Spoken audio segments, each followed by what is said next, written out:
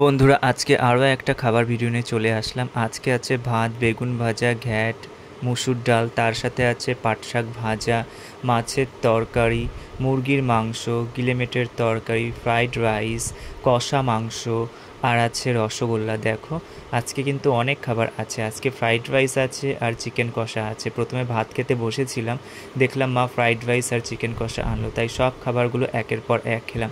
চলো খাওয়া যাক। প্রথমে আমি একটু ফ্রাইড রাইস আর চিকেন কষা টেস্ট করলাম, দেখলাম খেতে কেমন হলো। খেয়ে দেখলাম যে খেতে খুবই ভালো লাগলো। দেখো চিকেন কষা দিয়ে খেলাম, তারপর একটু মাছ দিয়ে ফ্রাইড রাইস খেলাম। কেমন লাগলো?